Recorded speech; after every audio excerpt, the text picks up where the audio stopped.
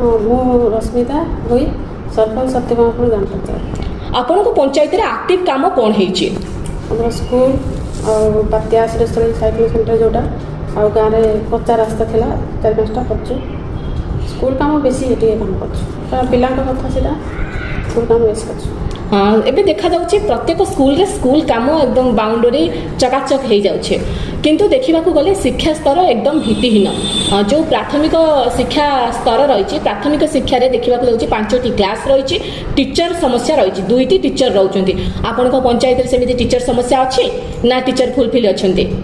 Teacher fulfil ଅଛନ୍ତି। ହଁ, କେତେଟା କ୍ଲାସ୍ ରହିଛି ପ୍ରାଥମିକ ଶିକ୍ଷାରେ, କେତୋଟି ଟିଚର ଅଛନ୍ତି?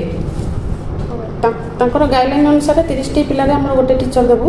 ଯେହେତୁ ପ୍ରାଇମେରୀରେ ମାତ୍ର ସବୁ ଠିକ୍ଠାକ୍ ଅଛି, ହାଇସ୍କୁଲରେ ଟିକେ କମ୍ ଅଛନ୍ତି, ହେଲେ ପ୍ରାଇମେରୀ ଯେହେତୁ ଲାଗିକି ଅଛି ସେ ଟିଚର ମାନେ ଆଡ଼ଜଷ୍ଟ କରିକି ସ୍କୁଲ ଚଳାଉଛି। ପିଲାଙ୍କ ପାଠପଢ଼ାରେ ଯେମିତି କମଜୋରି ନ ଆସୁ ସରକାରଙ୍କ ପାଖେ ଏଇଟା ବିଡ଼ିଓଙ୍କୁ ଆଉ ବିଓଙ୍କୁ ଯେ ଲେଟର ଦେଲା ପରେ ବି ତାର କିଛି ଆକ୍ସନ୍ ନ ଆସିବାରୁ ସ୍କୁଲର କମିଟି ମେମ୍ବର ହିସାବରେ ଆମର ପ୍ରାଇମେରୀ ଆଉ ହାଇସ୍କୁଲ ଲାଗିକି ଯେହେତୁ ଅଛି ଟିଚର ମାନେ ମିଳିତ ଭାବେ କାମ କରୁଛନ୍ତି। ଦେଖାଯାଉଛି ଯାହା ଏଇ କଥା ଗୁଡ଼ାକ ଆପଣ ଲିଖିତ ଆକାରରେ ବିଓଙ୍କୁ ଜଣାଇଥିଲେ ନା ଖାଲି କଥାରେ କଥାରେ କହିଦେଇଥିଲେ?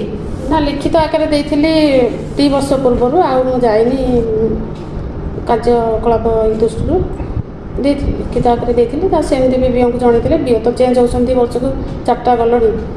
ସିଏ କହୁଛନ୍ତି ଆମକୁ ଲେଟର ଦିଅ, ଆମେ କେତେ ଏମିତି ଲେଟର ଲେଖିବୁ, ସମସ୍ତଙ୍କୁ ଗୋଟେ ଗୋଟେ ଦେବୁ।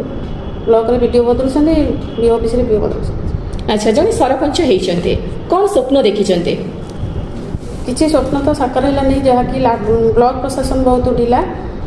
ଲୋକମାନଙ୍କୁ ମାନେ ଗାଁକୁ ଯେତେବେଳେ ବୁଲିଥିଲୁ ଲାଟ୍ରିନ୍ ଯୋଗାଇଦେବା, ଘର ଯୋଗାଇଦେବା ଯେଉଁ ପ୍ରତିଶ୍ରୁତି ଦେଇଥିଲୁ ସେଇଟା କରିପାରିଲୁ ନାହିଁ। ଦୁଃଖର ବିଷୟ। ଲାଟ୍ରିନ୍ ବିଲ୍ କରୁନାହାନ୍ତି ଟୋଟାଲ, ମାନେ ବ୍ଲକରେ ଶୁଣୁନାହାନ୍ତି। ସେ ମାନେ ଲୋକମାନେ ଯେ ଏତେ ଶିକ୍ଷିତ, ଗାଁ ଲୋକ ଶିକ୍ଷିତ ନାହାନ୍ତି।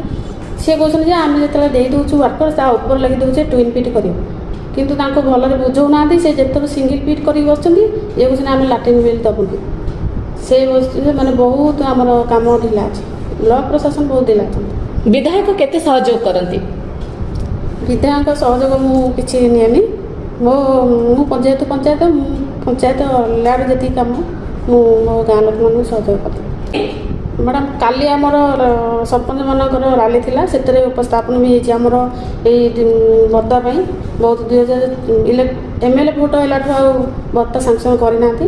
ଯେହେତୁ ବୁଢ଼ାବୁଢ଼ୀ ଲୋକମାନେ କିଛି ଜାଣନ୍ତିନି, ମୁଁ ତାଙ୍କୁ ଡକୁମେଣ୍ଟ ତାଙ୍କଠୁ ନେଇ ଆସିକି ନିଜେ RI ସାଇନ୍ କରିକି ତାଙ୍କୁ ସେଇଟା ମୁଁ ଫର୍ମ ପକାଏ ଜନସେବା କେନ୍ଦ୍ରରେ।